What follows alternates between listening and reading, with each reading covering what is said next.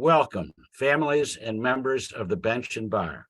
This is the annual joint memorial service presented by the Toledo Bar Association, the Toledo Women's Bar Association, the Thurgood Marshall Law Association, and the Lucas County Bar Association. This is our opportunity to remember those lawyers and judges we have lost since our last annual service.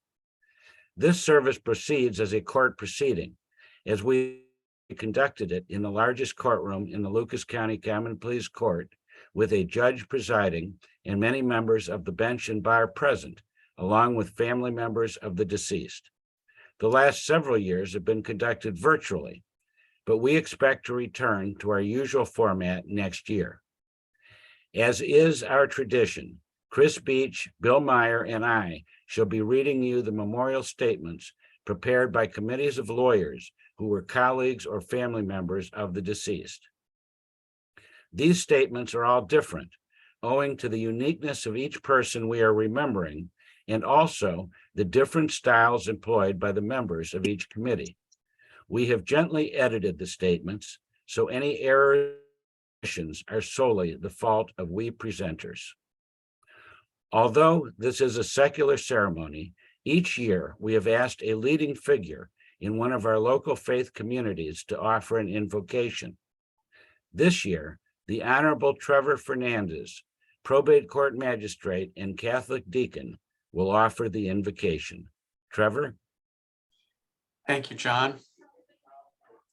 I would ask that you all observe at least a moment of silence for our fallen comrades, our brothers and sisters who are members of the bar, who have served us so well. Creator of the human race, we ask that you send down your blessings on us and upon our fallen brothers and sisters who have done their best to uphold the law. Sometimes we had conflicts with them, and some of those have been left unfinished as they passed away. May we realize that forgiveness is ours if only we remember their best, not their worst, and so that we be remembered and likewise to be upholders of the law, equality for all, and justice. We ask all these things in your holy name, and we ask that the memories of our brothers and sisters be eternal. And to commemorate that, given the current conflict between Ukraine and Russia without any politics, where there are court personnel and lawyers from both sides that are fighting in that war, I will use a Ukrainian melody to say that their memories be eternal, that our fallen brothers and sisters, that their memory be eternal among the members of the bar as we commemorate the Toledo way of doing things. Vichnaya pamyat, vichnaya pamyat, vichnaya pamyat. Memory eternal, memory eternal, memory eternal. With all the just let them repose, memory eternal. We ask all these things in your holy name, and to their memory, may their memory be eternal. Amen. Amen. Thank you, Magistrate Fernandes. That was truly lovely. Now we shall call the roll of our newly departed members. David S. Phillips, born May 6, 1938, died March 31st, 2022. Admitted to the bar October 19th, 1966. David S. Phillips was 83 when he passed away peacefully at Sunset Village. David was born in 1938 to Henry and Leona Phillips in Toledo, Ohio. After graduating from Scott High School, David received a teaching degree from the University of Toledo. Later, he attended law school at the University of Michigan for his first year, and then transferred to the University of Toledo, graduating with a law degree. David practiced at Coburn, Warbacher, Smith, and Gibson for a few years before returning to his true passion of teaching English in the Toledo public school system. After more than 40 years, David finished his teaching career at Bowser High School. David's passion for learning never ended, and he was always working on a project. An avid gardener, David was happiest spending time planting and cultivating the many gardens at his home. Respectfully submitted, the committee. May he rest in peace. Robert V. Sterling, born April 20th, 1944, died May 9th, 2022. Admitted to the bar October 30th, 1971. A good attorney and an even better man. Bob was born and raised in Toledo and was always proud of such. If you drove throughout the city with him, he would enjoy pointing out houses of friends, family, and clients and their history. He attended and graduated from Libby High School and remained devoted to the school throughout his life and would return to watch sporting events. In college, he attended Ohio Wesleyan. He received his law degree from the University of Toledo and began practicing law in 1971. The love of his life, his wife Leslie, passed away just 3 months after Bob on August 2nd, 2022. Bob is survived by his 6 children, who he raised in Ottawa Hills, a community that he loved. Bob was active in coaching his children and teaching them skills and strategies. Bob would watch or attend any sporting event, especially at the high school level, which he considered the most pure and important for building character. Bob was of the type that would attend a high school basketball game on Friday, a social luncheon at a country club on Saturday afternoon, a black tie dinner Saturday night, and then drag races on Sunday. Somehow, he would be right at home at all of these events. Bob was first employed as a trust officer with Toledo Trust and later practiced with Marshall and Melhorn. In 1990, Bob and Ed Weber formed Weber and Sterling in Maumee, a firm concentrating in estate, trust, probate, and tax law. Bob practiced in the area of estates and trusts for approximately 50 years before retiring due to his health. He was not just trusted counsel to his clients and their families, but also a friend and confidant. More than one client was turned to tears when they were informed of his passing. Bob served many charitable organizations in various capacities. He helped Hospice of Northwest Ohio with its initial endowment and later helped secure funding to build each of the hospice centers, which are pillars of the Toledo area. He also served the Toledo Area Humane Society, ABLE, Advocating Opportunities, the Site Center, the Toledo Zoological Society Foundation, the Arthritis Foundation, and the Landman Goldman Foundation, which focuses on the needs of preschool at-risk children. For his years of volunteer service in the community, Bob received Association of Fundraising Professionals Outstanding Fundraiser of the Year, Toledo Bar Association Community Service Award, Ohio State Foundation Bar Association Foundation Life Fellow Member, and the Jefferson Award. Respectfully submitted, the committee. May he rest in peace.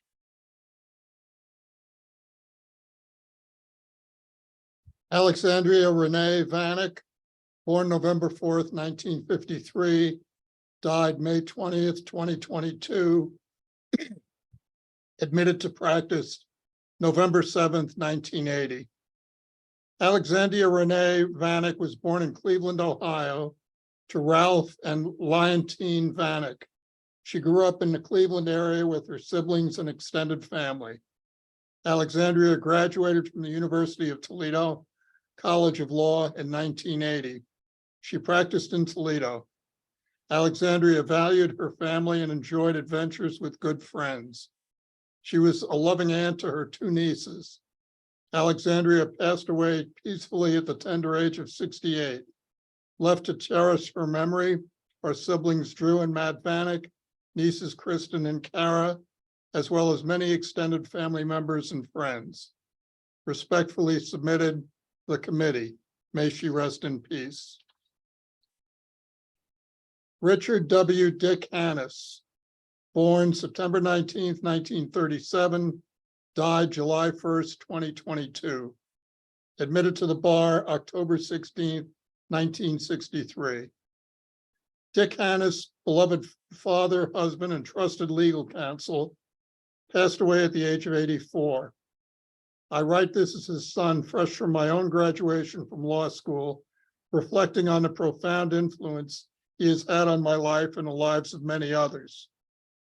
Born in Mansfield, Ohio, Dick was the elder child of Harry and Anna Hanusz, both of whom worked tirelessly through the Depression and World War II. His early years were spent with his Austrian-Hungarian grandparents, learning his first language, German, a skill he would later utilize when I studied the language and lived in German-speaking parts of Europe. Dick's early life was marked by a calling to the priesthood, which led him to a Franciscan seminary.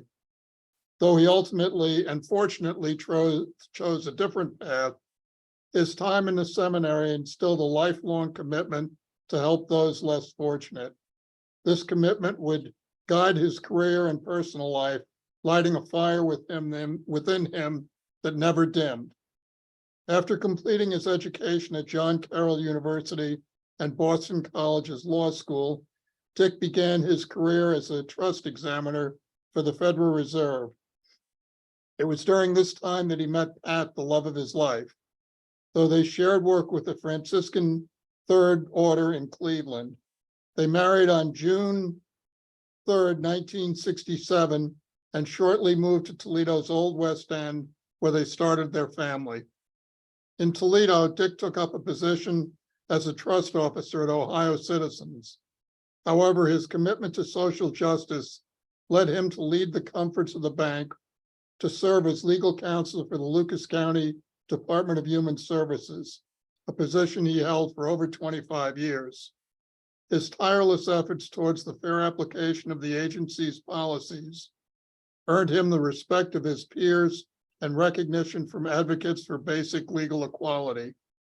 He served as a beacon of wise counsel and collaboration, not only in his professional capacity, but also in his contributions to community organizations such as the Toledo Metropolitan Mission and Pax Christi. Dick's passion to justice was matched only by his dedication to his family. Alongside Pat, he raised and educated their 4 children, serving as a true role model. His quiet intellect and steady nature were his tools in guiding not only his children, but also those around him who needed help. Despite his commitments, he found time to savor life's joys, such as playing racquetball, traveling to exotic locations, and enjoying a cold beer with a dash of salt. Dick will be remembered for his tireless efforts to make the world more just and equitable, his dedication to his family, and his service to his community. His legacy will continue to inspire us, his family, and those who had the privilege to know him. His spirit of public service, his kindness, and his humility will forever be etched in our hearts and minds. We are eternally grateful for his life and love. Respectfully submitted, the committee. May he rest in peace.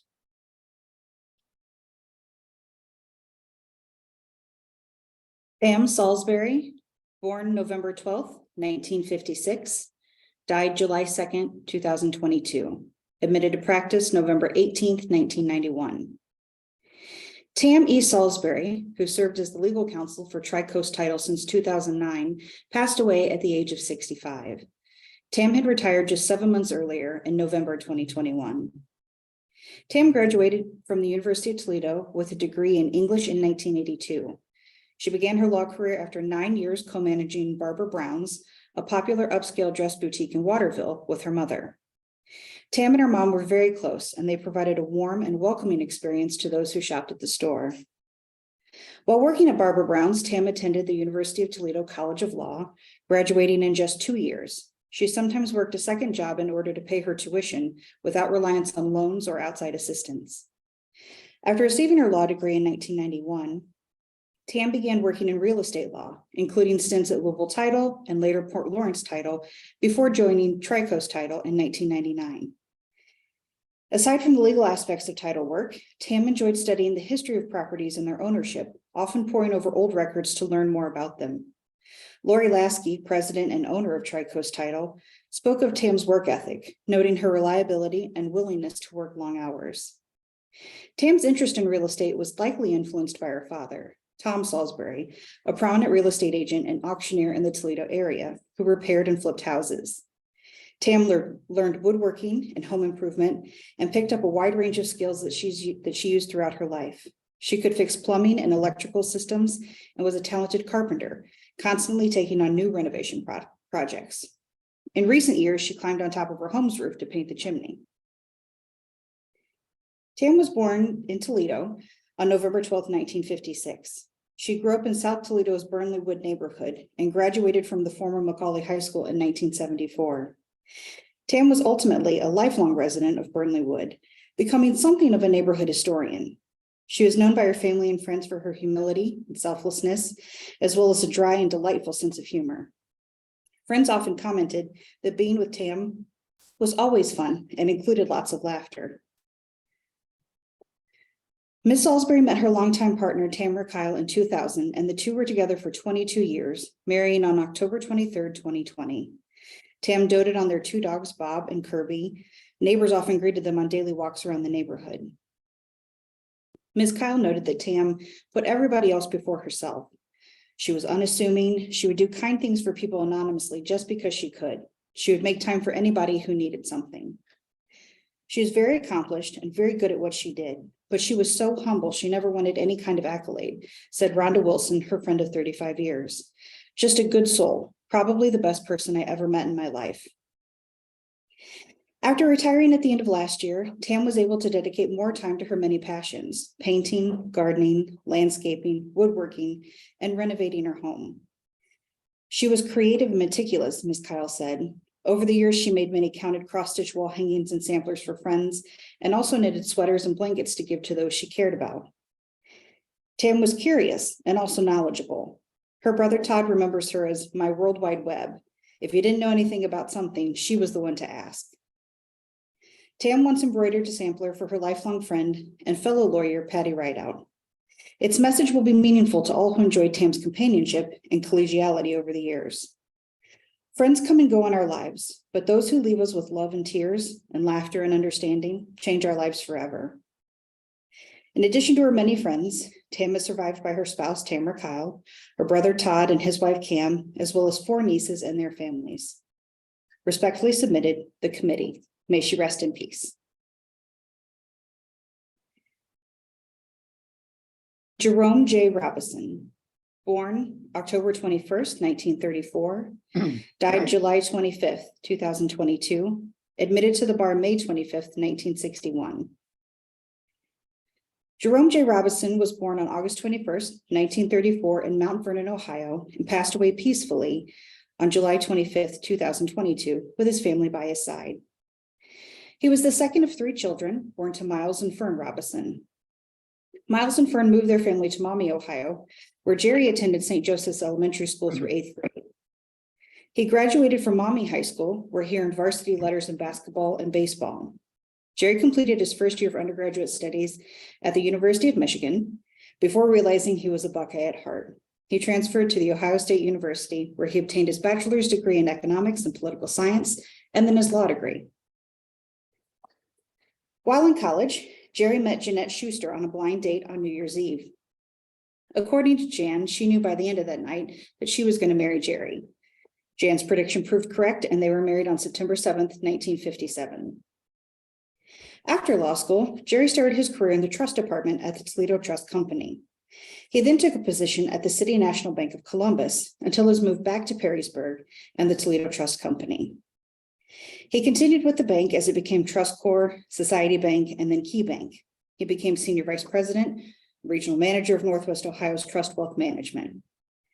After his retirement from Key Bank in 2003, he worked with Stephen Stranahan at his holding company, Intelco. Jerry served on the boards of the Way Public Library, the Visiting Nurses Association, Jobst Vascular Institute, and the Black Swamp Conservancy. He was a member of the Toledo Estate Planning Council, the Toledo Bar, the Ohio State Bar, and Ohio Bankers Association. He served as treasurer, the St. Rose Cub Scouts, and of the Perrysburg Democrats, as well as several political candidates. Jerry loved sports and was especially passionate about Buckeye football and basketball. Jerry was a self-taught tennis player who played competitively around Toledo until he was nearly 80. Jerry was a movie fan extraordinaire with a wonderful collection of movies, especially musicals. His favorite was Singing in the Rain. He enjoyed listening to music, was an avid reader, and loved travel, especially the trips he and Jeanette made to Europe and to Africa. They both cherished spending time with family and friends at their lake house in East Tawas, Michigan. Jerry is survived by his wife of 64 years, Jeanette, their children, grandchildren, and his sister. Respectfully submitted, the committee. May he rest in peace. Donald J. Keune, born March 16th, 1931, died August 5th, 2022. Admitted to the bar October 11th, 1961. Donald J. Keune was born in Newberry, Michigan, to the late Frederick M. and Florence McLeod Keune. He passed peacefully at the age of 91. Don was a member of the first graduating class of T.L. Handy High School in Bay City, Michigan in 1949 and attended Bay City Junior College for 2 years. He received a BBA in 1958, a JD in 1960, and MBA in 1961 from the University of Michigan in Ann Arbor. He was a member of the Toledo Estate Planning Council and the Toledo, Michigan, and Ohio Bar Associations. Don served in the U.S. Air Force from 1951 to 1956, where he was a first lieutenant and F-86 jet fighter interceptor pilot. While only speaking of it in his later years, Don was one of the earliest pilots to break the sound barrier by flying straight down with full afterburners. He met the love of his life, the former Mary Lou Salsberry, when she backed into his roommate's car. They were married on January 14th, 1956, in her hometown of Olive Hill, Kentucky. In 1960, after graduating from law school, Don took a position in the trust department at the Toledo Trust Company, where he worked until 1977. He began his practice of trust and estate law at the firm of Marshall Melhorn in Toledo that same year. He subsequently opened his own law office in 1983. In 1995, he joined the firm of Weber and Sterling and slowly transitioned into full retirement in 2008. Don served several Toledo area families in his law practice. He was proud to say that many of his clients became friends. During his career, Don also served on a number of boards for private companies and for nonprofits, including 28 years as a trustee of the Toledo Hospital. In addition to cherishing time spent with family and friends, he had an appetite for adventure and travel, especially in Michigan and Canada. He also had a love of projects involving carpentry and masonry. Don returned to his Upper Peninsula, Michigan home when he was buried at the Mackinac Island Public Cemetery in Mackinac Island. Respectfully submitted, the committee. May he rest in peace. Thomas G. Zraik, born February 18th, 1937, died August 13th, 2022. Admitted to the bar October 17th, 1964. Tom Zraik was born in Toledo to Edward and Marie Zraik. He attended Woodward High School, where he was active in theater.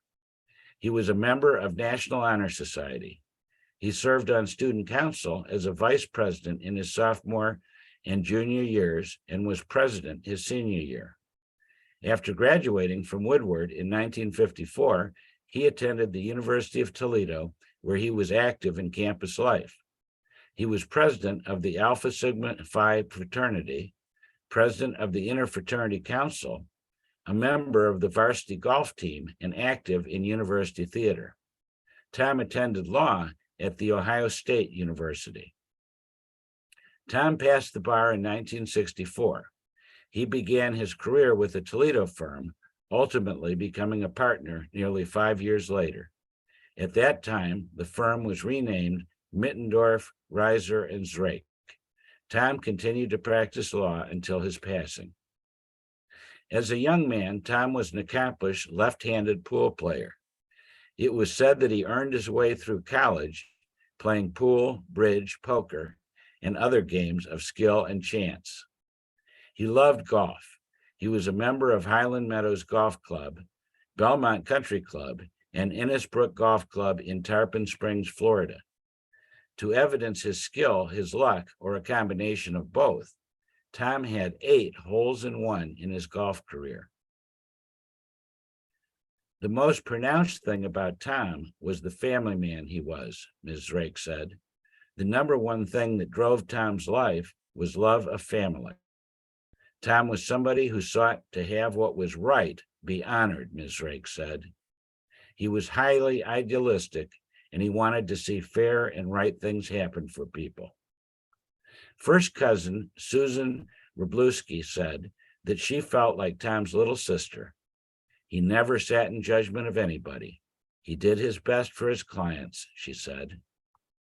A judge before whom Tam appeared from time to time recalls his thorough preparation and quiet, and for that reason, among others, constantly effective advocacy. He was among those who exemplify how we practice and fulfill our professional obligations together. While at OSU, Tam met and married the love of his life, Mary Cavassini. Married 58 years, Mary survives Tam. He was preceded in death by his parents and sister Diane. Tam is also survived by his children, Tamlin, her husband Richard Chambers, Molly Zraik, Jennifer, and her husband David Eck, Edward Zraik, 9 grandchildren, and sisters Renee McGee and Linda Zraik. Respectfully submitted, the committee. May he rest in peace.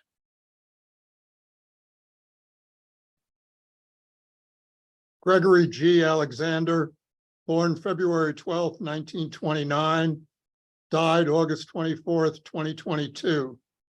Admitted to the bar August 26th, 1954. Gregory George Alexander was born in Cleveland, Ohio, to Virginia Gregory Alexander and George O. Alexander. Greg was a graduate of Culver Military Academy, where he was regimental commander.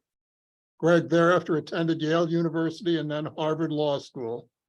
Greg passed the Ohio bar exam and was admitted to practice in Ohio in 1954.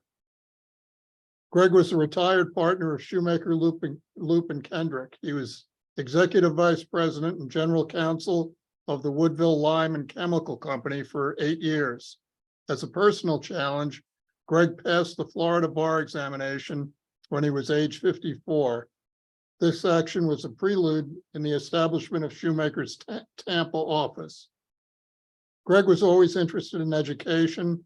He was a member of the Sylvania Board of Education and for 10 years was class agent of his Yale class. He was also on the board of the Sylvania Community Services. Like his son Doug and his father George, Greg had a passion for golf. He visited Scotland on 4 occasions, where he played, among others, St. Andrews, Carnoustie, Muirfield, and Royal Dennick. He also played Pebble Beach, Pine Valley, Ohio's Muirfield, and Florida's Seminole. Greg had been a trustee of the Waite Brand Foundation since 1964, a past president of the Child and Family Service of Toledo, and he was on the board of the American Red Cross of Northwest Ohio. He was a longtime member of Trinity Episcopal Church and served on the vestry at the church. It was also the church where Greg and his wife Constance was married in 1956. He was currently a member of St. Michael's in the Hills Episcopal Church. He was a past president of the Toledo Country Club, a member of Quail Creek Country Club in Naples, Florida, and the Yale Club of New York City. Greg had been a director of Healthcare REIT, Inc., Thermatru Corporation, AIM Packaging, Inc., and the Ohio Plate Glass Company. He was chairman of the Corporation Law Committee of the Ohio State Bar Association. Greg was preceded in death by his loving wife, Constance. He's survived by his children, Elizabeth and Douglas, along with granddaughter Evelyn Larson and her children, and his constant companion and good dog, Bobby. Respectfully submitted, the committee, may he rest in peace. Captain Julian Oran Northcraft, born September 23rd, 1923, died August 15th, 2022, admitted to the bar August 24th, 1950. Captain Julian Oran Dude Northcraft was raised in West Virginia along with his 3 siblings. Growing up, he spent most of his time swimming, boating, socializing, and playing baseball and golf. He worked at a local grocery store beginning in the 4th grade. He graduated as the class salutatorian from Sistersville High School. His dreams of becoming a Navy pilot, he dreamed of becoming a Navy pilot and took a job after high school at the Glen O. Martin aircraft plant in Baltimore. He was eventually able to realize his dream, serving as an officer in the United States Navy from 1942 to 1968. He was a fighter pilot and naval aviator in World War II, seeing combat while stationed on the USS Saratoga and the USS Monterey. He earned the Distinguished Flying Cross and the Navy Air Medal. He also served in the Korean War as a reserve flight training officer and as legal and security officer. Following the wars, he served in the Navy Reserve as a commanding officer until he retired as a captain. Julian continued his education at the Ohio State University, where he earned his Juris Doctor. He joined the Delta Epsilon fraternity, became chairman of the Interfraternity Council, was elected to the Sphinx Men's Honor Society, and served as Chief Justice of Student Council and assistant editor of Macchio Yearbook. He also met his wife Sue while at Ohio State. The pair welcomed 5 children and 6 grandchildren, beginning their family in Columbus and eventually moving to Toledo. Julian also enjoyed a long and successful career. Upon graduation from law school, he practiced law and eventually became Assistant Attorney General for Ohio. He later worked as a trust officer in Toledo and then transitioned to work as a senior bank executive in Florida. He retired in 1991, and he and Sue relocated to North Carolina. Julian also enjoyed an active social and family life. He remained active in sports, playing golf, softball, and croquet over the course of his life. He also served as an umpire and coach for Little League Baseball for 25 years. He was a member of the Methodist Church, Masonic and Shrine Orders, Toledo Airport Advisory Commission, Easter Seal Society, Toledo Estate Planning Council, Toledo Zoology Society, and Goodwill Industry, among others. Julian is remembered by his surviving family as outgoing, humble, quick-witted, generous, and wise. He is missed by many. Respectfully submitted, the committee, may he rest in peace.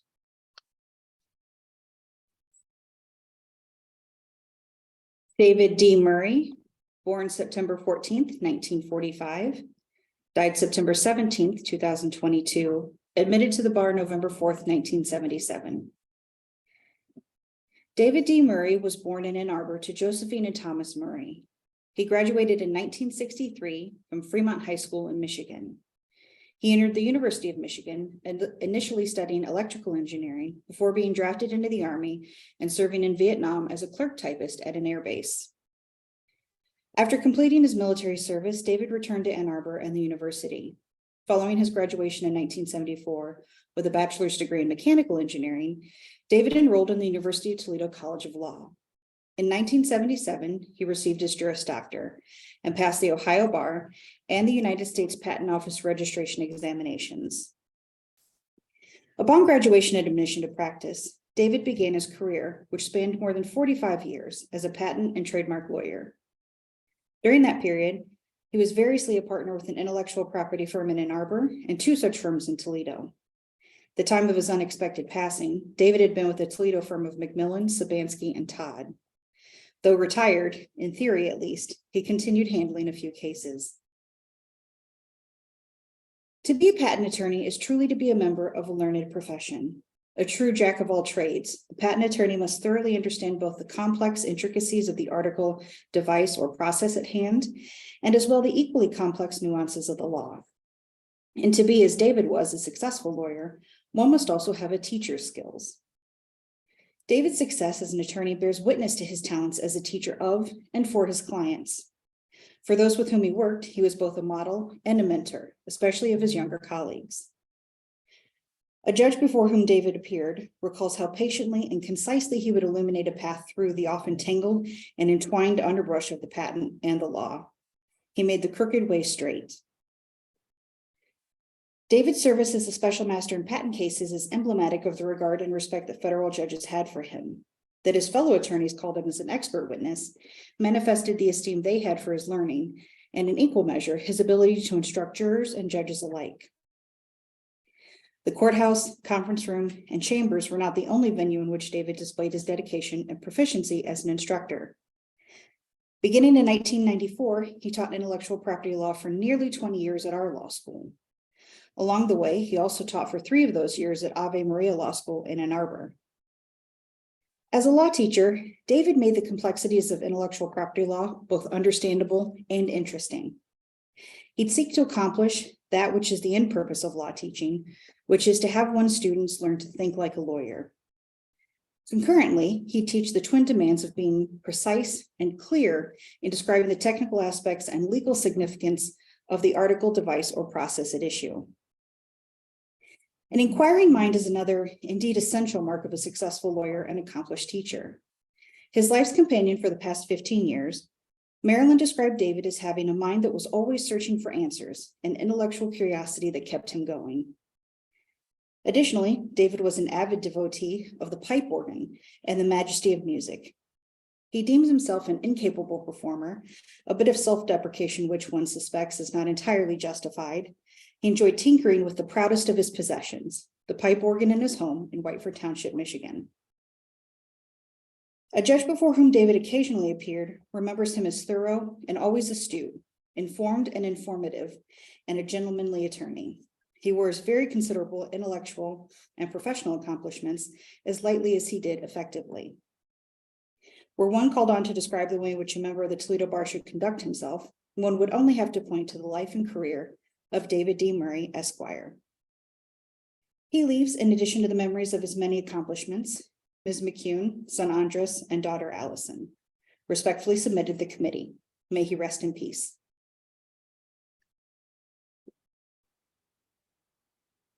Robert Rywalski, born November 6, 1938, died September 23, 2022, admitted to the bar November 2, 1968. Robert Bob Rywalski was a Toledo native, born and raised. He was a graduate of Central Catholic High School and attended the University of Toledo, earning both a bachelor's degree in chemical engineering and his Juris Doctor, cum laude.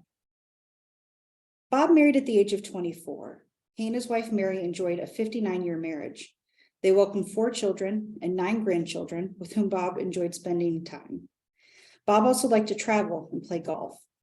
He was a passionate fan of Notre Dame athletics, and he participated in youth athletics through St. Patrick's of Heatherdowns.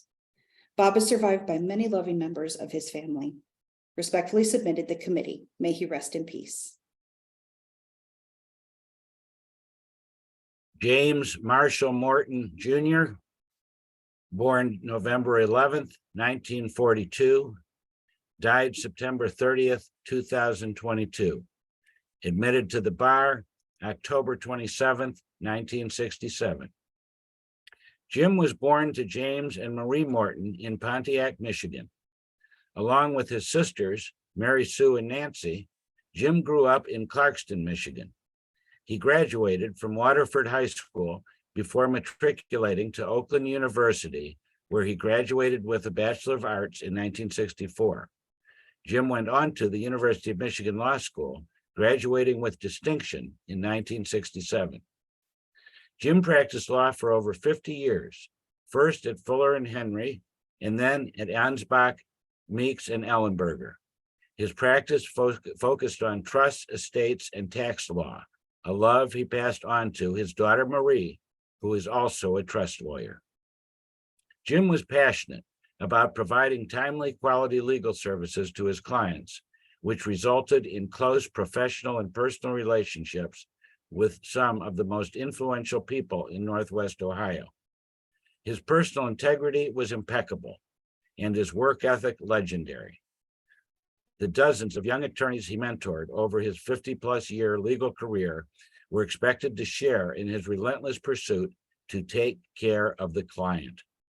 Working late into the evening, on weekends and on holidays was the norm if you worked with Jim.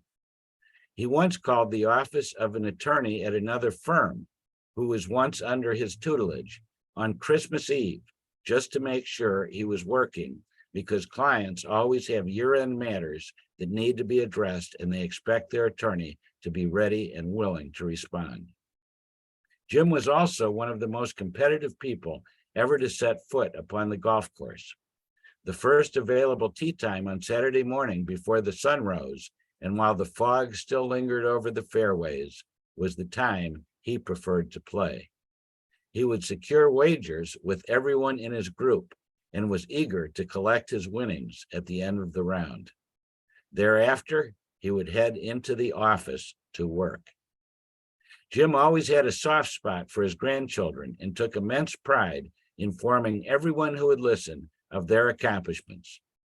While he commanded the utmost respect and loyalty from his client base and other attorneys that practiced in the tax and estate planning area, he was first and foremost a great and compassionate friend and teacher who will be sorely missed.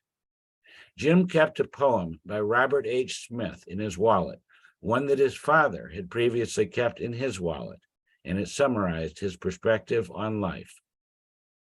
The clock of life is wound but once, and no man has the power to tell just when the hands will stop at late or early hour. Now is the only time we own. Love, live, toil with a will. Do not wait until tomorrow, for the clock may then be still. Left to cherish his memory are his wife Inga, children Jennifer, James III, and Marie, sister Nancy, and grandchildren Rowan, Marshall, James, Inga, Joseph, Geneva, Lucille, Jack, Julia, and Michael. His children, Joseph and Kathleen, predeceased Jim. Their spouses, Jenny and Joseph, whom Jim considered his children, also survive. Respectfully submitted, may he rest in peace. Honorable Charles D. Abood, born July 17th, 1944, died October 22nd, 2022, admitted to the bar May 2nd, 1970. Charles D. Abood was born in Toledo, the eldest child of Alice and Charles A. Abood. The grandson of immigrants from Lebanon, Chuck told The Blade in 2000, "My Lebanese heritage is as central to my life as anything. I have a sense of pride in it." Chuck attended Old Orchard Elementary School. He graduated from DeVilbiss High School, where he had a distinguished wrestling career, reaching the state finals for 3 consecutive years. He went on to wrestle for the University of Michigan, where he received a BA in psychology. Chuck secured his Juris Doctor from the University of Toledo College of Law in 1969, then was admitted to the Ohio Bar in 1970. Chuck spent 3 decades in various courts. He became a Lucas County Assistant Prosecutor in February 1971. From August 1971 to December 1977, he was an Assistant City of Toledo Prosecutor.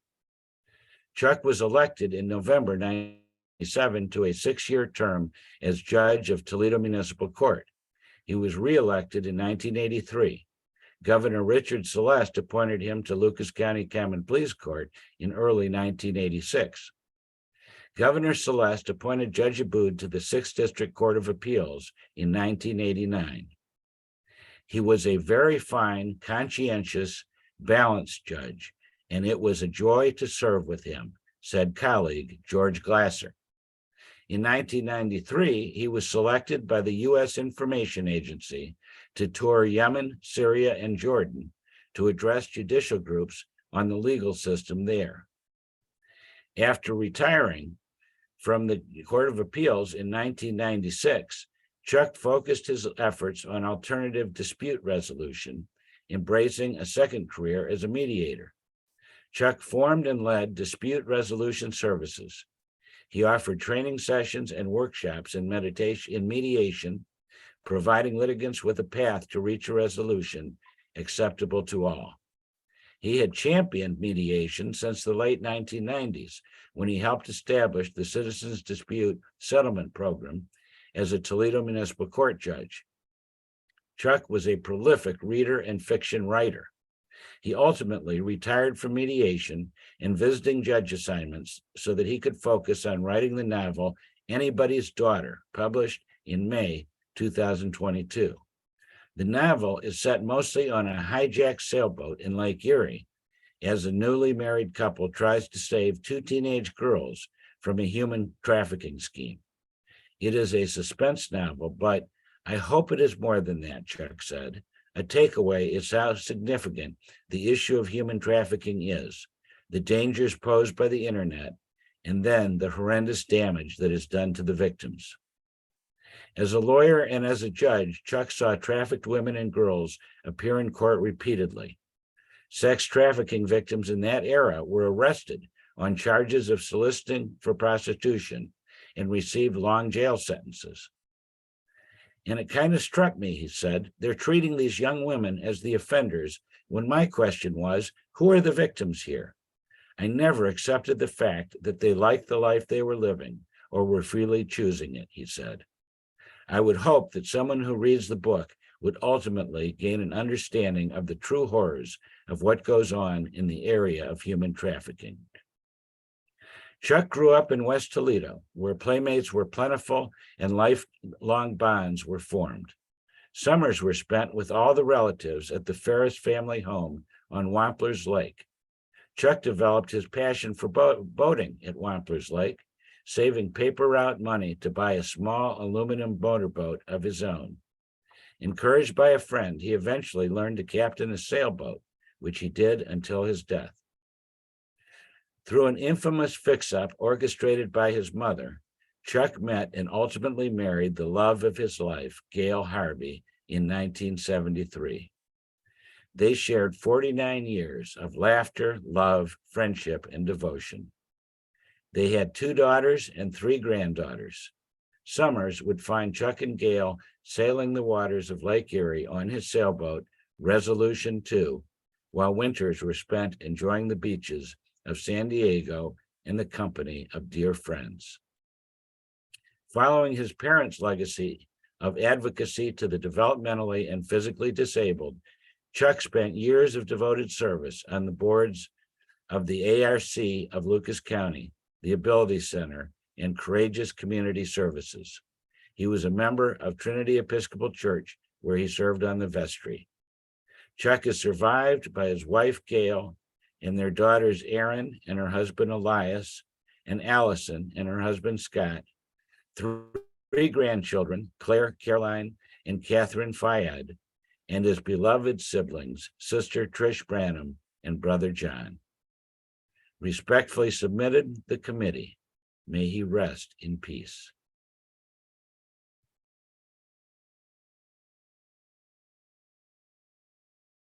Thomas N. Tomczak, born May 7th, 1940, died November 11th, 2022, admitted to the bar November 2nd, 1968. On stage, in a courtroom, or announcing at a golf tournament, we could always hear Tommy Tomczak. Growing up in North Toledo, Tom was educated at Central Catholic and the University of Toledo, both undergraduate and law school. After graduating from law school, he practiced with the likes of Ned Thomas and Abe Haddad. After a number of years, he joined the Lucas County Prosecutor's Office. Tom was recruited by Mayor Carty Finkbeiner to head the Toledo Municipal Court Prosecutor's Office. After the Finkbeiner mayoral terms, Tom returned to the Spitzerville building to private practice with Marty Dow, Paul Frankel, Joe Weisberg, and our able assistant Brenda Allen. Tom Tomczak was a Renaissance man who excelled in everything that he attempted, including the theater in both acting and directing. That skill transferred to the courtroom, where Tom could easily gain the attention of a jury. As the announcer at the Jamie Farr tournament, his voice was easily recognizable. Tom was an avid golfer and spent many a day at the Highland Meadows on the course or in a gin game. Tom used his theatrical skills to great advantage in the courtroom. He could use the facts of a kidnapping or a robbery case and turn them into a story that kept jurors' attention. While he might prepare in an Adams Street establishment or on a walk from his parking lot to court, the presentation was always logical and interesting. Tom was a playwright with a criminal courtroom as his stage. Tom enjoyed reading the New York Times crossword puzzles and a glass of good Irish whiskey. Tom also excelled in solitaire, which he learned when the prosecutors were given computers. All efforts to stop his habit failed. A relationship with the New York Yankees was long-standing. From the days of Mantle until the loss in 2022, Tom lived for the men from the Bronx in pinstripes. Politics was always an interest, beginning with his days as a teacher when he was involved with the union. A Democrat for life, Tom never shied away from a discussion about the current elections. You always knew what his position was. Zach was one who was often the center of attention, even if he didn't try. How could anyone miss that wonderful voice? The kid from the North End made a difference to many and was always a star. Tom is survived by his wife, Debbie, the love of his life, who without doubt extended his life with her loving care and attention. His children, Beth Schmidt and Steve Tomczak, stepdaughter, Toby Petus, and stepsons, Trad and Rodney. Respectfully submitted, the committee. May he rest in peace. Adrian P. Cimerman, date of birth April 9th, 1953, date of death November 18th, 2022, admitted to the bar May 7th, 1979. Adrian was the son of Joan and Andrew Cimerman. Adrian grew up in Buffalo, New York, with two brothers, Perry and Adam, who survived him. Adrian's father was a Polish immigrant who served in the Polish army in World War II, and of whom Adrian was very proud. A bright student, Adrian attended McGill University and obtained a BA in political science in 1975. He then obtained his law degree from Toledo in 1978. His first legal position was as a public defender in Wood County. One of his first cases achieved national attention. A man was convicted of murder and Adrian worked on the appeal. The conviction was based on both a dying declaration and 2 failed polygraphs.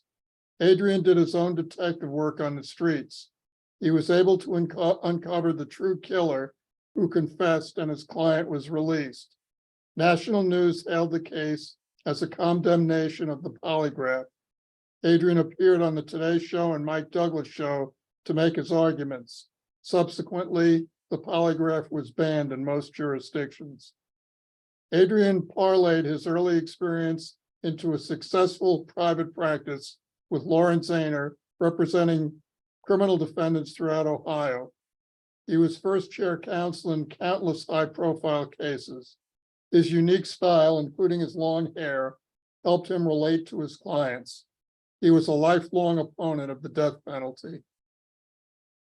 Adrian is survived by his children, Julian, Spencer, and Taylor.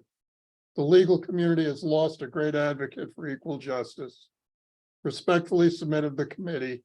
May he rest in peace.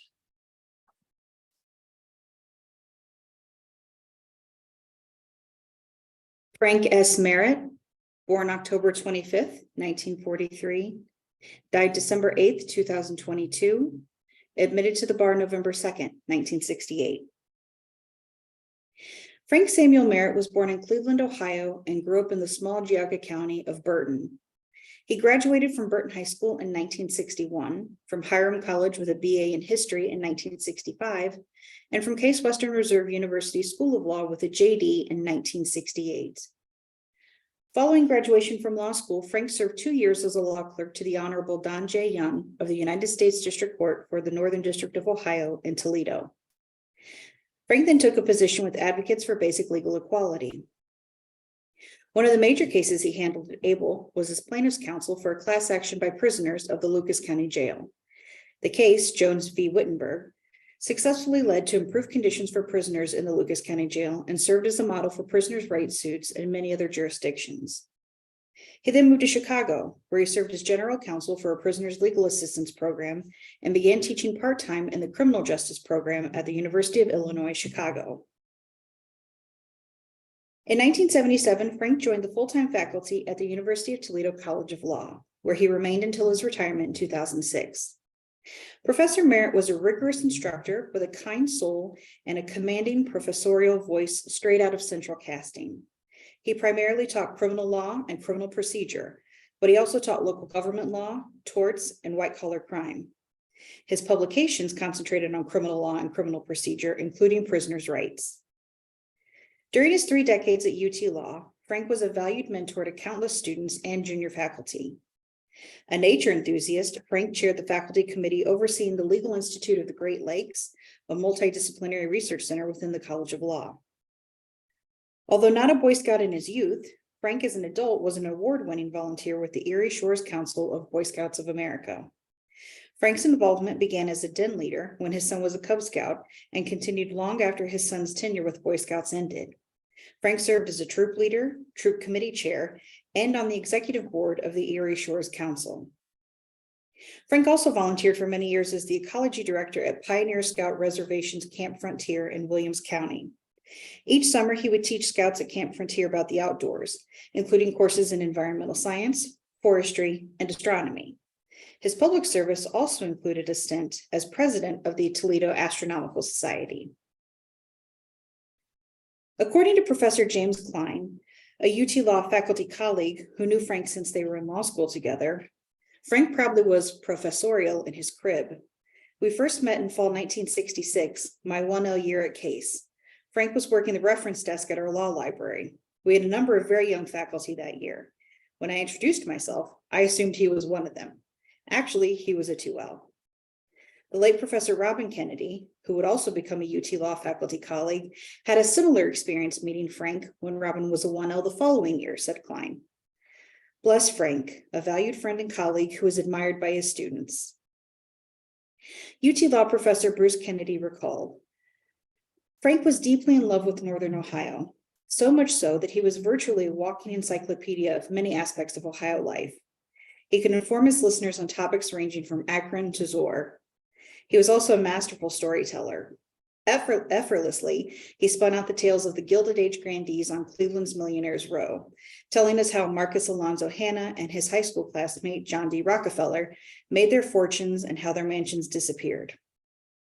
Frank was also a devotee of Ohio Railroad history. He could trace the genealogy of a rail line from its birth to its absorption into progressively bigger lines. His car trips, roaring down the country roads of Northwest Ohio, were simply legendary. His passengers were treated to his running commentary on birds, wildflowers, trees, crops, livestock, weather, and countless other nuances of Ohio. Frank could recall charming farms, churches, and villages that he'd not visited in decades, and every trip would invariably end at an historic Ohio restaurant for a dinner of comfort food and his beloved Lake Erie Catawba wine. Ohio never had a better ambassador than Frank Samuel Merritt. Frank is survived by his daughter Catherine, son Ethan, and one grandson. Respectfully submitted to the committee. May he rest in peace.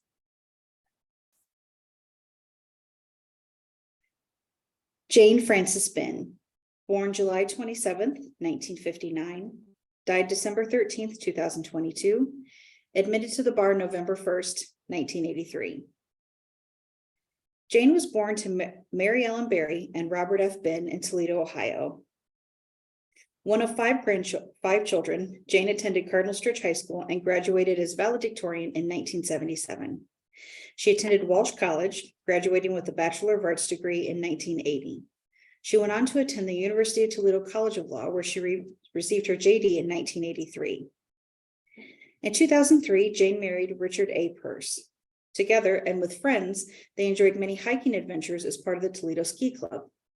Jane always had a smile on her face, and she was the queen of greeting cards and remembrances.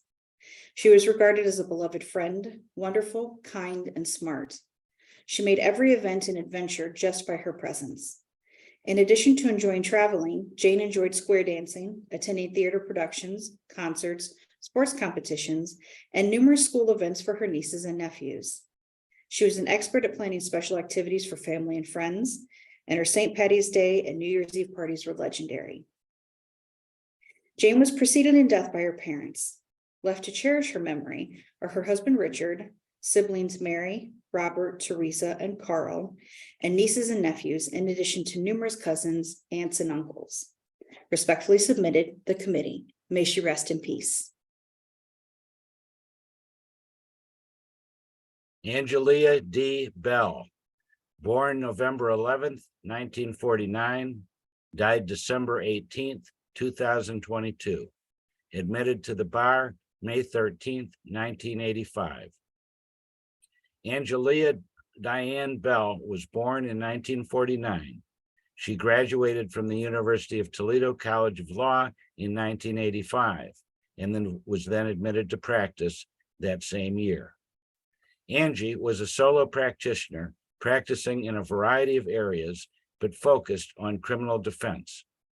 She was a participant singing and dancing in the annual Toledo Junior Bar Association Gridiron Show for several years. She was perhaps best known for the number she authored and sang, 911 Help. Angie sparkled on stage. Angie greatly loved and was immensely proud of her children, who she called her babies, even when they were adults. She was a passionate person and practiced with the Toledo Legal Aid Society and in private practice. She was a complicated person, becoming somewhat of a recluse in her final years. But she was a force of nature, and those of us who knew Angie or performed with her in the Gridiron Show will miss her dearly. Respectfully submitted, the committee. May she rest in peace. Donna Mae Weaver, born August 6, 1945, died December 20th, 2022. Admitted to the bar November 15th, 1982. Donna was born in Cleveland, Ohio, to John and Agnes Weaver. She attended Hoban Dominican High School. Donna graduated from Bowling Green State University in 1967 with a Bachelor of Science degree in Education and French. After college, Donna taught at Eastwood Elementary School in Pemberville. Donna was a favorite of students, parents, and colleagues alike. In order to spend more time with her children, Donna took a job as a legal assistant with Bachman and Bachman in Bowling Green. It was during this service that Donna discovered her passion for law. Donna then attended Case Western Reserve Law School. She graduated in 1982 at the top of her class, receiving several accolades and honors. She was admitted to practice law in Ohio that same year. Donna was a partner at Jaeger and Weaver and at Nathan and Roberts.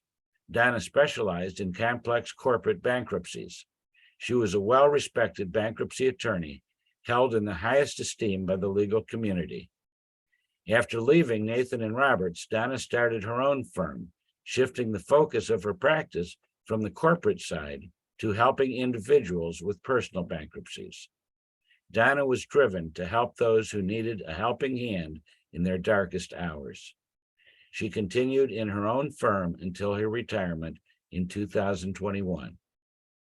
Donna was a 27-year member of AA, where she served in many roles. She compassionately aided many individuals in their journey, particularly other women. Donna is survived by her husband, Terrence Mahoney, son, Dean Weaver, and his wife, Amy, daughter, Deborah Weaver, and her wife, Claire Bartlett, stepdaughter, Lauren Mahoney, DeAcetus, and her husband, Denny, grandsons, Garrett Weaver, Brady DeAcetus, and Cooper DeAcetus, brother, David Wither, and his wife, Kathy, and a host of friends. Last, but certainly not least, Donna's devoted Chihuahua, Caribou, who was never far from her side and with her until the end, still misses her terribly. Respectfully submitted, the committee. May she rest in peace. Charles R. Aschemeier, born July 17th, 1947, died January 4th, 2023, admitted to the bar November 7th, 1975. Charles R. Aschemeier was born in Napoleon to Wally and Wanda Stevenson Aschemeier. Charlie grew up in Defiance. He was a 1965 graduate of Defiance High School. He earned his Bachelor of Arts degree from the Defiance College on August 29th, 1969. He secured his Doctorate of Jurisprudence degree from the University of Toledo in March of 1975 and was admitted to the Ohio Bar in November of 75. Charlie practiced primarily in family and criminal law. He was a fixture in the common pleas court system for many years. Longtime friend Vern Nelson affectionately referred to Charlie as Captain Atmo. On June 16, 1989, Charlie married Cynthia Kovacic Sparks in Toledo, and they moved full-time to the Irish Hills area. After moving to the Irish Hills, Charlie was employed by Lifeways as the director of recipient rights. He served as president of the Recipient Rights Officers Association of Michigan for several years while working at Lifeways. He was passionate in his advocacy for individuals with mental health challenges. After retiring from Lifeways, Charlie spent several winters in Tampa, Florida, where Cindy was employed. Charlie was a SAL member of the American Legion Post 315 in Brooklyn, a member of the Irish Hills Fraternal Order of Eagles, and the Brooklyn Moose, where he spent many days sharing stories and laughs with old friends and always ready to make a new friend. As his health and mobility declined, Charlie found it difficult to get out and visit friends. However, he maintained his post on his porch at his lake home, regularly greeting and treating neighbors and passersby. Charlie is survived by his loving wife of 34 years, Cindy, his sons Eric and Jason, and his family consisting of 4 grandchildren, 2 brothers and a brother-in-law and sister-in-law, several nieces and nephews, and many dear friends. Charlie was preceded in death by his parents, by his son Jay, and his first wife and the mother of his children, Mary Lee Aschemeier. Respectfully submitted, the committee. May he rest in peace. Robert Z. Kaplan. Date of birth, November 16th, 1928. Date of death, January 15th, 2023. Admitted to the bar, March 23rd, 1955. Robert Z. Kaplan was for years perhaps the most widely known member of the Toledo Bar. Some knew him only as peculiarly extravagant and garrulous personality. A far greater number knew him, however, as a highly respected trial attorney with well-established practices as a criminal defense lawyer and as a plaintiff's personal injury attorney. Some knew he also did civil rights work. Early in his career, Bobby achieved, and for decades thereafter maintained, a rare status, someone who was referred to by his first name only. At the mention of the name Bobby, few lawyers in Toledo ever asked, "Bobby who?" But Bobby was much more than merely a lawyer renowned for skill and a loud personality. To his clients and to those who knew him best, he will be remembered and most wrenchingly missed for his two less publicly appreciated traits: his incomparable insight into the human soul and his singular, extraordinary capacity to shower that soul with wisdom, kindness, encouragement, generosity, and respect. Those who were close to him saw these traits routinely. Using them, he changed the directions of people's lives, literally. Bobby was born in Toledo to Samuel Z. and Ethel Zanville Kaplan. From the time he was born, he burst the seams. He broke out of his crib, for example, so frequently that the crib bars had to be extended to the ceiling and the crib itself locked. Bobby graduated from Scott High School in 1946. He entered the Ohio State University that fall. He graduated in 1950 and entered law school. Although he failed criminal law in his first attempt, he was happy to point out that, and as others, including the late Judge Melvin Resnick, a longtime friend, would confirm, he had mastered the game of poker, a skill he acquired in week-long, round-the-clock card games. In 1951, during the Korean War, military service interrupted his legal education and poker games. Honorably discharged in 1953, Bobby returned to Ohio State. He completed his law degree in 1955 and returned to Toledo to begin the practice of law with his father. They practiced together until his father's death in 1974. Bobby practiced continuously and vigorously until illness overtook him in late 2022 at age 94. To him, the illness was a momentary inconvenience.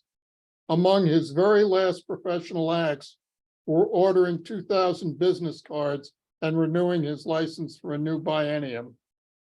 In his more than 65 years of practice, Bobby left a mark in Toledo.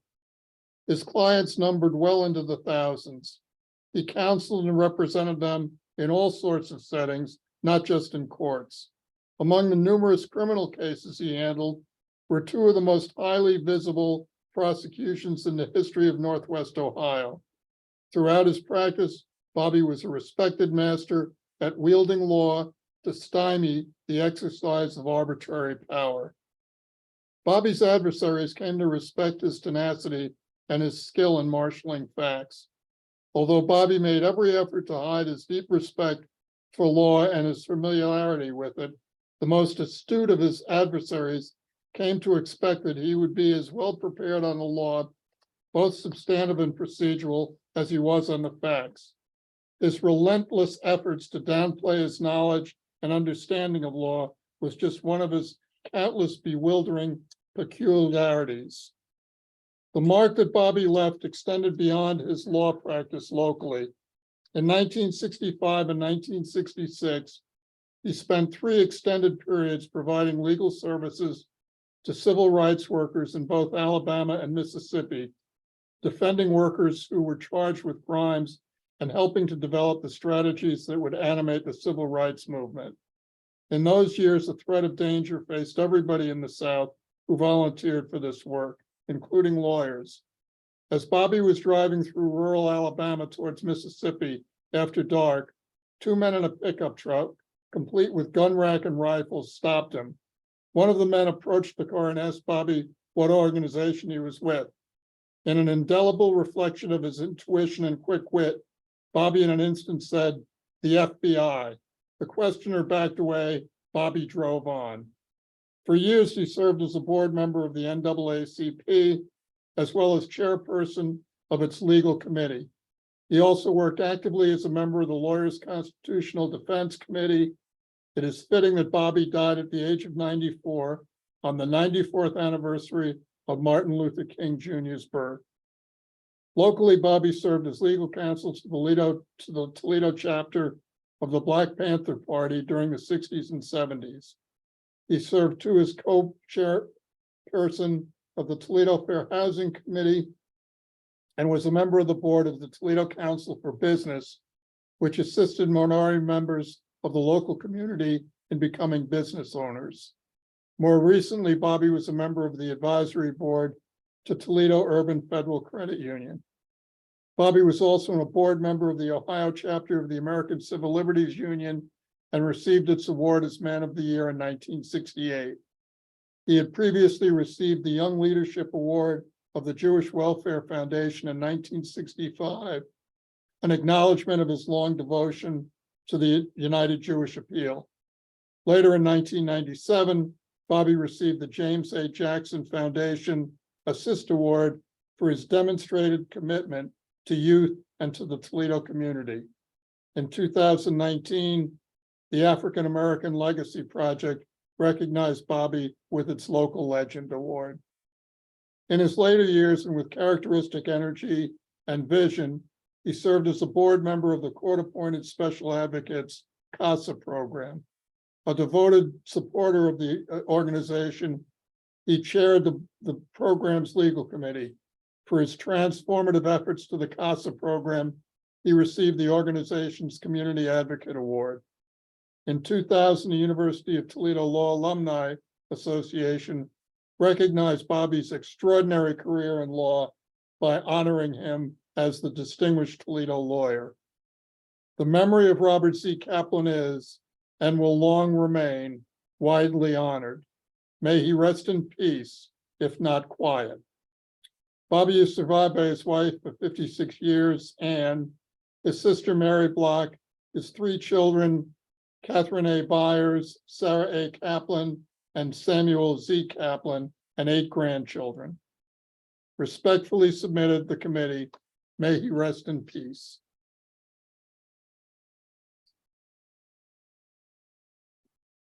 Philip Marshall Rice, born December 28th, 1931, died January 16th, 2023, admitted to the bar May 16th, 1962.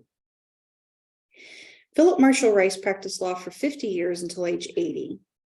He was born in Toledo to Mary and Raymond Rice. He was a graduate of DeVilbiss High School, and in 1954 received a Bachelor of Science degree in Civil Engineering from the University of Michigan. He was in the Reserve Officer Training Corps while at UM, and afterward was in the Air Force, stationed in South Carolina. He was discharged as a captain. Back in Toledo, he became a civil engineer for the Libby Owens Ford Company, but didn't see a future for himself in that field. Heeding a family friend's suggestion, he pursued a law degree at the University of Toledo. He went to night school for 4 years. He worked full-time and went to night school and studied on the weekends. He was admitted to the Ohio Bar in 1962 and started working at OI in the patent department, but his duties expanded to include most legal concerns the glass and container maker had to address. He loved the diversity. It was general law, and he dealt with everything. At age 55, after more than 20 years at OI, Mr. Rice joined the firm then known as M. Schaefer, Schaub, and Porcello, handling patent work. He retired from the practice of law in 2012. He was a hard worker and loved working on new ideas. At Monroe Street United Methodist Church, where he served on multiple committees, he helped other church members with wills and their tax returns. He'd been a Shriner and volunteered for the YMCA and Habitat for Humanity. Mr. Rice was elected president of the Toledo Area International Trade Association in 1999. He was very community-minded and could never go anywhere without somebody saying hello to him. He convened a monthly poker get-together, mostly made up of lawyers. He played racket sports into his 70s, including squash at the YMCA downtown and then competitively at the Toledo Club. He played tennis at Toledo Tennis Club and at Laurel Hill Swim and Tennis Club. He continued to work out daily. He paid annual visits to his daughter at her home in the Netherlands, And last April, he traveled to Spain, where he attended the wedding of his grandson, George. He and the former Dorothy Powers married September 26, 1953. She died January 19, 2020. Surviving are his sons, Philip, David, and John, daughter Carolyn, 8 grandchildren, and 6 great-grandchildren. Respectfully submitted, the committee. May he rest in peace.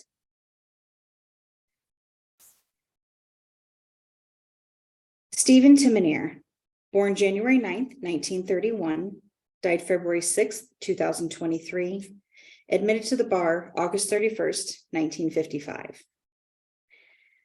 Steve Timonere was born in Ashtabula, attended several colleges in Ohio, and graduated from the Ohio State College of Law in 1955. He then accepted a position at Doyle, Lewis, and Warner, where he practiced until retirement. Those are the stats. Now the man. In some respects, Steve was a contradiction in terms. Physically large, but a champion-level handball competitor and a Golden Gloves boxer in his youth, doggedly resistant to new ideas, but quite creative in the practice, an avid Ohio State alum and fan, but tolerant of his Michigan friends. The wood paneling in his office was stained just 1 degree short of black. There was a row of 7 exquisitely sharpened pencils on his desk. It was always a comfortable 65 degrees while he dictated to a shivering secretary. Steve's greatest gift was talking and connecting with others, what we now call communication. He was unimpressed with wealth, power, or status.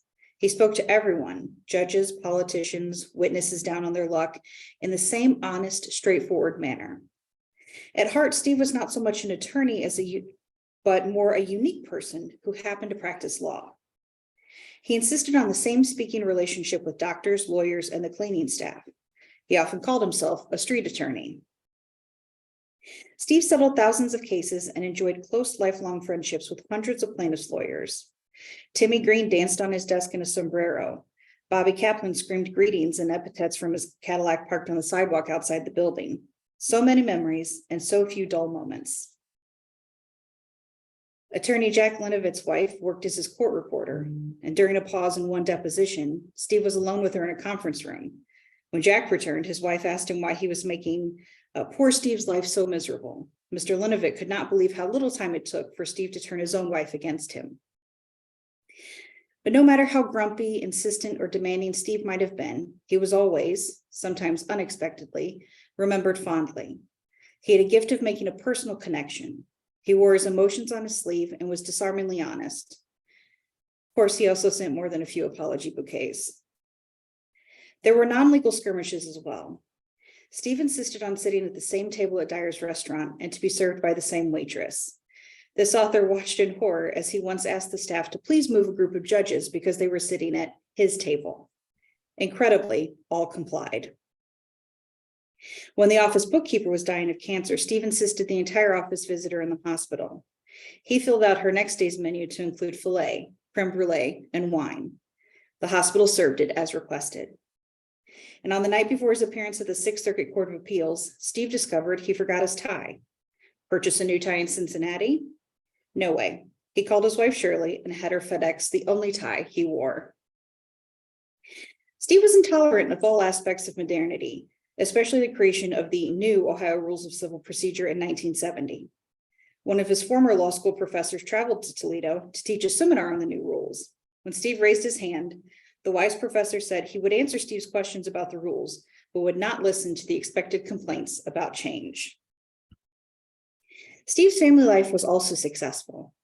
In 1956, he married Shirley, an intelligent and capable woman who ultimately became the general manager of WGTE, Toledo's public broadcasting stations. They were married for over 60 years and had 3 equally capable daughters. He was undyingly loyal and supportive of his family, and they cherished him. As a true descendant of Sicily, Steve loved fishing on Lake Erie in the summer and ice fishing in the winter on Manitoulin Island in Canada, where he and Shirley spent their wedding trip. Steve said that as he sat in a fishing shanty for 8 hours, he thought about everything that was said to him or happened to him the prior year. All of his partners knew that if you had a problem, Steve would step in the fray, even when it was unpleasant. He repeatedly taught loyalty by example.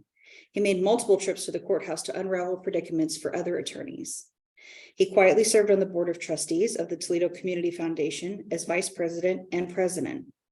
In 2023, this organization celebrates 50 years of philanthropic funding. Steve was proud to be a sustaining member of the Toledo Bar Association and the Ohio State Bar Association for over 60 years. Of course, our world of litigation will continue. Lawsuits will be filed and answered, depositions taken, and cases tried or settled. In the midst of our labors, we pause to wish Steve peace. While it was great to be his partner, it was even better to be his friend. Respectfully submitted, the committee. May he rest in peace. James E. Tierney, born January 15th, 1957, died February 6th, 2023, admitted to the bar in 1982. Jim Tierney grew up in Chesapeake, New Jersey, alongside his sister Diane. Jim attended Rutgers College, graduating with high honors, and was a member of Phi Beta Kappa. He went on to attend New York University, earning his JD and then an LLM in taxation. Jim was employed by prestigious law firms in both New York and Washington, D.C., and felt privileged to serve as a law clerk to the Honorable William M. Fay of the United States Tax Court. In 1988, Jim came to the University of Toledo College of Law, where he specialized in contract and taxation law. Professor Tierney was kind, brilliant, and devoted to his students. An accomplished scholar and instructor, he was known for his sense of humor and approachability. Colleagues admired him because, although quiet, he spoke thoughtfully and with authority. Both colleagues and students viewed him as a genuinely kind and warm human being. It was no surprise then when in 2005, Professor Tierney was honored with the Outstanding Professor Award from the University of Toledo as only the sixth law school professor to do so since the award's inception in 1964. In accepting the accolade, Jim observed the following: "In my teaching, I try to show respect for the abilities of my students and for the diverse experiences they bring to the classroom. I often think I have a hidden advantage in teaching contract law and federal income tax, in that students don't often expect to enjoy those subjects. It's rewarding to see my students become excited and engaged as they realize that the law in these areas is not a dry set of abstract rules, but consists of principles that affect individuals every day." Jim was also gifted in foreign languages and music. He enjoyed sailing, golfing, and traveling. He was very proud of his Irish heritage. He enjoyed playing the piano, organ, and guitar so much that he earned a Bachelor of Fine Arts at the University of Toledo during his teaching tenure. Jim was a professor of law for 25 years. Many former students noted that they learned more than the law from him. His reverence for the law and the important part each lawyer plays in upholding the ideals of justice, fairness, and empathy were woven into each of his lectures.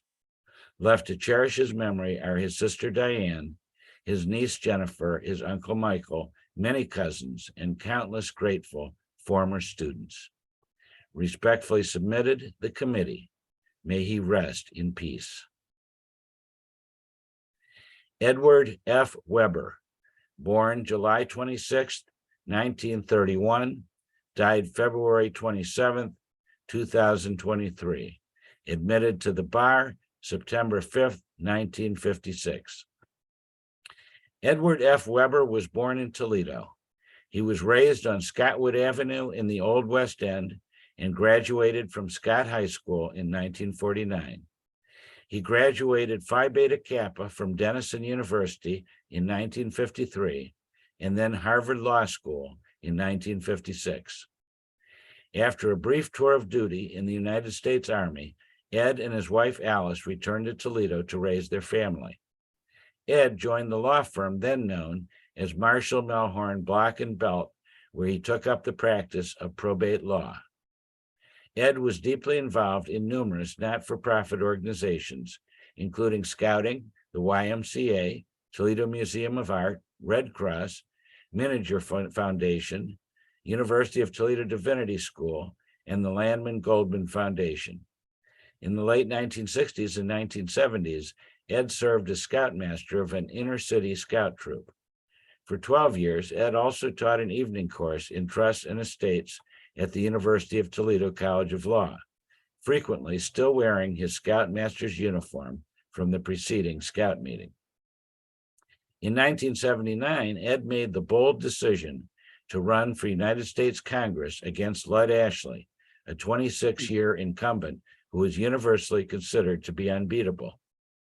Ed ran as what he was, on economic issues, a fiscally conservative pro-business Republican. On social issues, a pro-choice, pro-civil liberties, pro-civil rights moderate. The fact that he went on to win in a landslide, garnering 10,000 more votes in Lucas County than Ronald Reagan, was in large part a testament to his character and to the reputation he earned through his years of community service. After losing his re-election bid in 1982 to Congresswoman Marcy Kaptur, Ed never again sought elected office, but he remained involved in community service. When he was in his 80s, he tutored at Pickett Elementary School in one of Toledo's most disadvantaged neighborhoods. He also engaged in issues such as protecting Toledo's water supply and working with his wife Alice and several other local citizens in an attempt to preserve downtown Toledo's riverfront. Over the years, Ed and Congresswoman Marcy Kaptur developed great respect for each other. In 1990, Ed Weber and Bob Sterling formed the firm of Weber and Sterling, where Ed practiced until his retirement in the early 2000s. He loved exploring the wilderness and waterways, particularly through backpacking, canoeing, and sailing. He learned these skills at Camp Storer and further developed them during vacations and Boy Scout camping trips. He also enjoyed music and played several instruments, including the piano, clarinet, and trombone, and played in the Maumee Concert Band. He remained active up until the last 3 months of his life, participating regularly in church, the Toledo Club Nooners, a book club, and the Toledo Torch Club. Ed maintained the highest standards of professional conduct. He mentored young attorneys, one of whom was Craig Frederickson. Craig recalls that he was exposed to a man of great integrity and superior principles, whose ethics were beyond reproach. Ed is survived by his wife Alice, children Eleanor Weber, Ford, and wife Cynthia Weber, Mary and husband Alex Dew, as well as 6 grandchildren and a great-granddaughter. Respectfully submitted, the committee. May he rest in peace.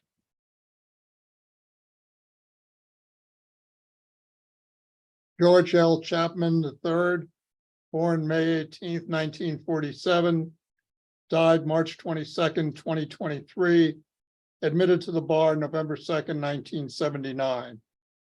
George grew up in Maumee. Many consider George Chapman to have been the best all-around athlete to ever graduate from Maumee High School, having earned 12 letters in 3 sports. George went on to earn his undergraduate degree from Cornell University with honors, where he was a 2-letter sports athlete in football and basketball. He then attended law school at the University of Chicago. George started his career with the Minneapolis law firm of Dorsey and Whitney, but returned to Toledo to become a partner with Shoemaker, Loop, and Kendrick. During his tenure at Shoemaker, George was assigned to represent a then fledgling company founded in Lima, Ohio, called Healthcare REIT. Sensing his keen legal and business acumen, Healthcare REIT hired George as its general counsel. Ultimately, though, George's career is best marked by his enormous contributions to and leadership of Healthcare REIT. George rose from general counsel to executive vice president to CEO, and ultimately to chairman of the board. George consistently grew Healthcare REIT to a market value of tens of billions of dollars. Under his stewardship, Healthcare REIT became one of the largest REITs in the world and one of the most important companies in Northwest Ohio. Active in the community, George served on the boards of the University of Toledo, the Medical College of Ohio, the Toledo Museum of Art, the Toledo Symphony, and the United Way. Remembering his public school roots in Maumee, George led the Maumee High School Panther Pride Foundation in its effort to raise millions of dollars to remodel the football stadium. The field proudly bears his name, as does the University of Toledo basketball complex, to which George was a substantial contributor. Surviving are his wife, Leslie, sons Keith, Brian, and Eric, sister Connie, and 5 grandchildren. George was deeply admired by his friends and colleagues for his intelligence, dry wit, and his unwavering support of the Maumee and Toledo communities. Respectfully submitted the committee. May he rest in peace. Ned Stevens, newcomer, born March 1st, 1943, died March 16th, 2023, admitted to the bar November 2nd, 1968. Ned Stevens, newcomer, Nukes, passed away suddenly at his home in Greer, South Carolina, a few days after his 80th birthday. Bev was married to Beverly Burt, newcomer, for 50 years, and they had 2 children, Erica and Ian, and 4 grandchildren. Steve was truly an accomplished and skilled attorney who embraced and enjoyed life as much as anyone could. Steve was born and raised in Gibsonburg, Ohio, and graduated from Kenyon College in 1965 and attended the University of Toledo College of Law, graduating in 1968.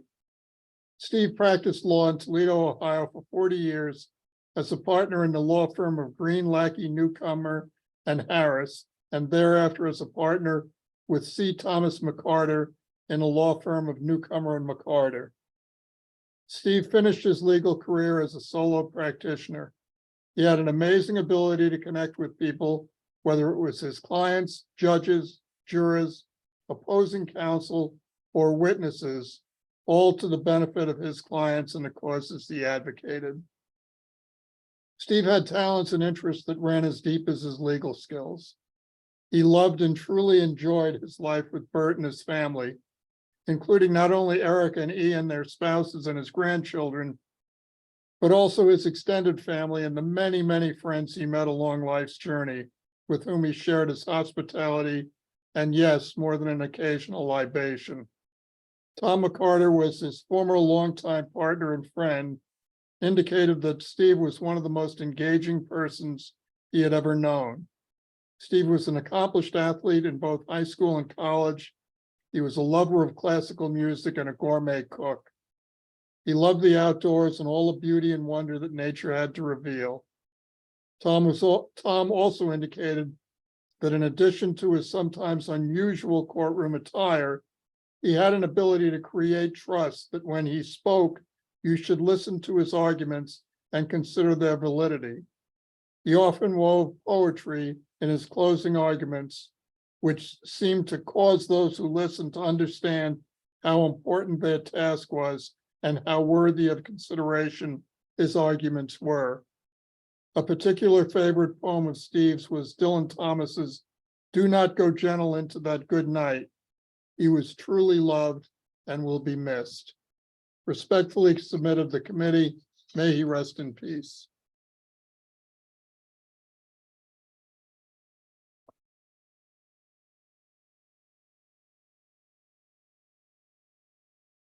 Mark A. Conrad, born August 20th, 1953, died March 25th, 2023, admitted to the bar on May 9th, 1983.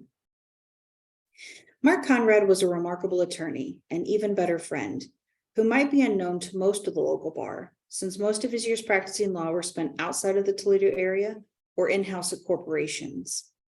Many local attorneys who had the privilege of knowing him met him at the University of Toledo College of Law, from which he graduated near the top of his class in 1981. Academically and professionally, Mark was well prepared for classes as a UT Law Review editor, for meetings, cases, negotiations, and documentation, always paying attention to detail. It is therefore not surprising that Mark died on March 25th, 2023, more than 30,000 feet above the ground on his way to a vacation, well prepared for his journey to eternal rest, that much closer to heaven. Mark's life story began in Rossford, Ohio, where he was born to Floyd and Helen Conrad, grew up and attended Rossford High School, developing lifelong friends.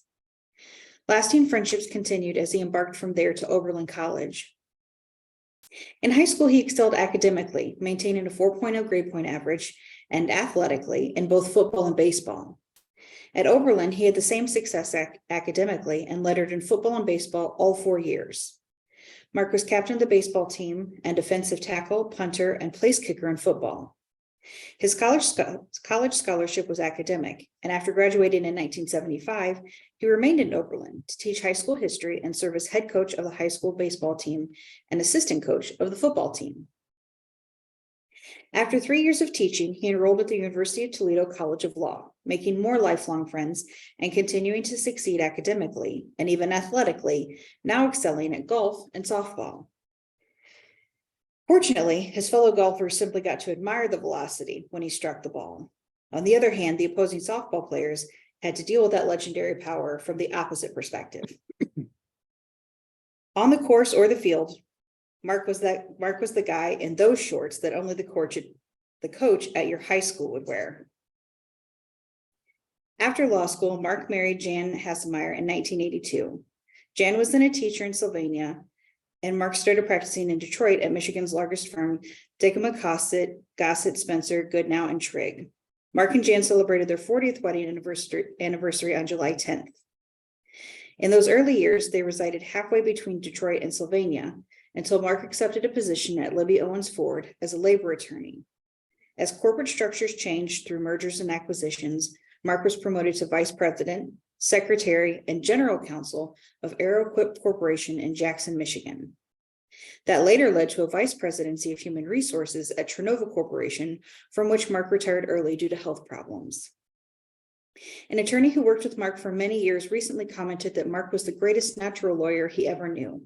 He was able to grasp any issue and argue either side convincingly, usually causing others to change their minds. Mark's health issues resulted in the need for a kidney transplant. Several friends offered to donate, but the perfect match was Stu Coven, a friend since law school.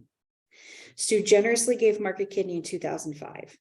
After they both recovered, Joe Dawson, another friend since law school, got a call from Stu asking if Joe wanted to go golfing with both of Stu's kidneys. The scores from that day are unknown, but if Stu won, Mark definitely let him win. The Gift of Life is one of the most compelling stories of friendship involving Mark Conrad, but Mark gave much to others as well. His extended life allowed him to continue doing that, sometimes in significant ways of helping friends through difficult times in life, and other times just by being a true friend. When Mark asked about how the family was doing, it was not a trite conversation starter. He really was interested, asking questions and actually remembering the details the next time you met. Your station in life did not matter to Mark. He was extremely intelligent and accomplished professionally, but never looked down on others or considered himself better. In fact, he was humble. Mark could easily converse with strangers, and he respected people because of their character. He found it easy to ignore differences in people's beliefs, persuasions, politics, or status. Mark focused on integrity, which he expected from himself and sought out in others. When he found it, you were his friend forever. Respectfully submitted, the committee. May he rest in peace. Justice G. Judd Johnson, born January 2nd, 1939, died April 5th, 2023, admitted to the bar October 17th, 1964. Justice G. Judd Johnson, a longtime partner of Marshall and Melhorn and active throughout the community, died on April 5th, 2023. Ever loyal to and staying engaged as an alum of Ottawa Hills High School, University of Miami, and University of Michigan Law School, Judd joined Marshall and Melhorn in 1968 after an initial stint as an associate of Baker and Hosteller in Cleveland. Judd was a leader in a myriad and diverse ways, including As a fully involved partner of Marshall and Melhorn for over 50 years, serving as managing partner, the head of the firm's labor employment practice group for many of those years, and as mentor to his younger colleagues, introducing them to people and opportunities with clients and in the community.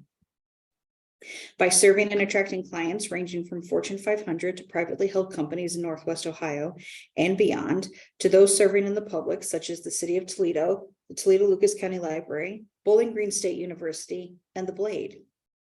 By serving in leadership positions in our community, including board chairman of the YMCA in Toledo, president of the Ottawa Hills Board of Education, president of the Boys Club of Toledo, board officer and member of the executive committee of Toledo Symphony Orchestra, board member of Advocates for Basic Legal Equality and Legal Aid of Western Ohio, and board member of Toledo Sister Cities International, to name a few. By being a trusted counselor for many community leaders, by being reliably committed to friends, colleagues, and clients with his encouragement, support, and ability to meaningfully connect, and way back in the day, as an enthusiastic player or coach for Eminem's ragtag basketball team comprised of wannabe athletes, all of whom having left untouched all 4 years of NCAA eligibility. Judd was well liked and respected throughout our community and by our clients for his low-key yet outreaching manner, practical insight, and seeking to diffuse conflict and find resolution. His hallmark was that he could be firm when needed, yet always cordial, empathetic, looking for solutions and honoring the dignity of others from all walks of life, be they allies or representing competing interests. Judd deeply cared about his firm, its clients, its heritage, his colleagues, our community, and most importantly, those with whom he shared his journey. Judd made a lasting impact and will be remembered fondly by those who knew him. Respectfully submitted, the committee. May he rest in peace. Spiros P. Kakovas, born December 7th, 1953, died May 17th, 2023. Admitted to the bar November 4th, 1985. Since his admission to the bar, it became quickly clear to everyone that Spiros Kakovas was bright, energetic, scholarly, and articulate. But it was his genuine belief in liberty and justice for all which was most evident. Through an unwavering loyalty to the constitutional rights of the criminally accused, he fought for the best interest of his clients, whether or not they always understood their own best interests. Spiros exemplified the finest qualities of a member of the bar. He was an indisputable expert in the complexities and nuances of federal criminal practice and was always more than willing to advise any confused colleague seeking his counsel. He was known to possess a sharp, ironic sense of humor and was quick to offer an honest observation about the facts of a particular case and an analysis of the best possible outcome. As a dear friend and a devoted colleague, Spiros was generous with his knowledge and offered mentorship to many, even after his retirement. Spiros's superb reputation extended beyond members of the bench and bar. He was also well regarded by the population he most often served. Several years ago, Spiros was appointed as advisory counsel to a misguided defendant who styled himself a sovereign citizen, mistakenly believing he was immune from the reach of federal criminal law. Later, while lamenting his perceived injustices at the county jail, this new client's cellmates asked who was appointed counsel. After he identified it was Spiros, the astonished cellmates declared that he had won the federal lawyer lottery. They assured this new client that he had the very best representation and convinced him to trust Spiros to advise him on his case. That immediate recognition of his talent and ability to build confidence earned Spiros the title of the defendant whisperer within the hallways of the federal court. In 2016, Spiros was the very first recipient of the Maumee Valley Criminal Defense Lawyers Association's Liberty and Justice Award, a now annual honor that recognizes the contributions and accomplishments of an attorney who has had a lasting impact on liberty and justice within the criminal defense profession. Shortly after receiving this award, Spiros retired from practice, although he never truly stopped pursuing his love of the law and kept up to date on case law and continued to offer guidance to friends and colleagues. Outside the courtroom, Spiros was a loving husband to his wife, Kyle Cubbin, another local attorney, and he was a devoted father to two now adult children, Tasso and Athena Kekovis. He grew up in Detroit and worked at automotive factories to fund his education, earning a Bachelor of Arts from Oakland University, a Master of Arts in Politics and Government from the University of Kent at Canterbury, England, and a Juris Doctor degree from the University of Toledo College of Law. Born to a Greek family, Spiros was proud of his heritage and studied the Greek language as an adult and became conversationally fluent. He traveled many times over his lifetime to Greece and once led high school students and their parents on an expedition to discover the country's beauty and history. In addition to his love of family and travel, Spiros was a serious athlete who enjoyed hockey, sailing, cycling, and handball. An avid sports fan, he rooted for his beloved Red Wings, Michigan's Wolverines, and Detroit's Tigers and Lions. He had a broad interest in history and loved opera, supporting the art form he cherished so much as a former Toledo Opera trustee. During Spiros's senior years at the bar, he battled courageously against the ravages of Parkinson's disease, which eventually robbed him of his ability to speak and to be understood. But those who knew him closely recognized that his mind continued to churn brilliantly. Sharing counsel table with Spiros was a personal and professional pleasure. One could not wish for a better colleague in or out of the courtroom. His passion for the law and for life and family was unequaled. Respectfully submitted, the committee. May he rest in peace. The roll is now complete. I hereby move the presiding judge of the Lucas County Court of Common Pleas to accept these statements and remarks and spread them upon the permanent record of the court. We are therefore concluded until our next annual service. We hope that you keep the memories of each of our departed colleagues in your hearts and minds as you leave this service and go forward with your lives. May they all rest in peace. Thank you for attending.